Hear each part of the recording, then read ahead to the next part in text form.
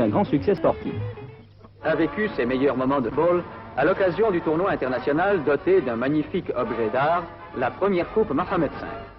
Les rencontres jouées en début de saison étaient un test pour les équipes au nom prestigieux, Real de Madrid, Internazionale de Milano, Stade de Reims et Forces armées royales, équipes qui devaient prouver leur forme pour la prochaine saison internationale.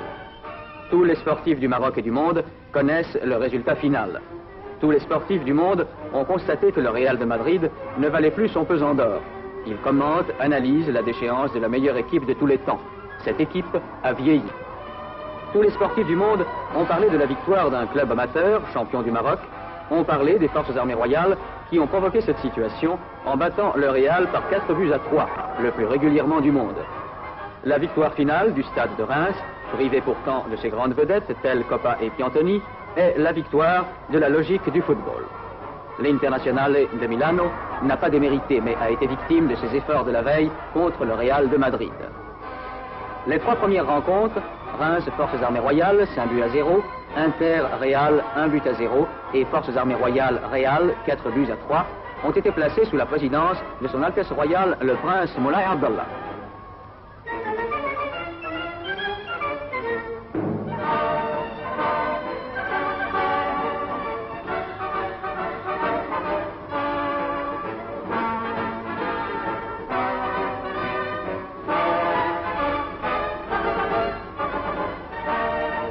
La finale a été présidée par Sa Majesté Hassan II, qui a décoré avant la rencontre les grands noms du football. Messieurs Bernabeu, président du Real, Elenio Herrera de l'Inter de Milan, considéré comme le meilleur entraîneur du monde, Albert Batteux, le créateur du style Reims, Akesbi, international marocain et vedette de l'équipe rémoise, Cluzo, entraîneur des forces armées royales, et Mamoun, un grand nom du sport au Maroc. Une minute de silence avait été observée avant chaque rencontre à la mémoire de feu Sa Majesté Mohamed V.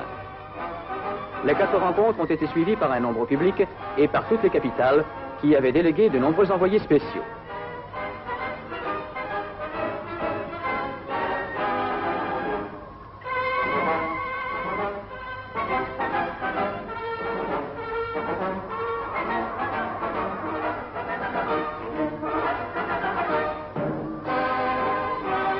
Reims a remporté cette première Coupe Mohamed V.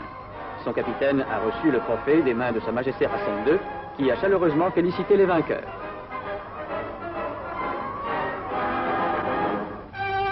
Comme chaque année, depuis la création de la Coupe Mohamed V, Sa Majesté Hassan II avait tenu à venir présider la finale.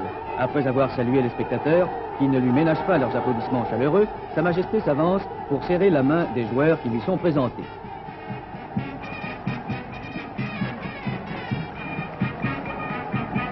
Sa Majesté Hassan II, ayant à ses côtés le ministre de l'Information, de la Jeunesse et des Sports, remettait la Coupe Mohamed V à l'équipe victorieuse.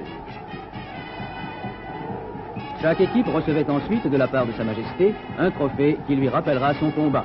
Et c'était enfin le tour d'honneur des gagnants.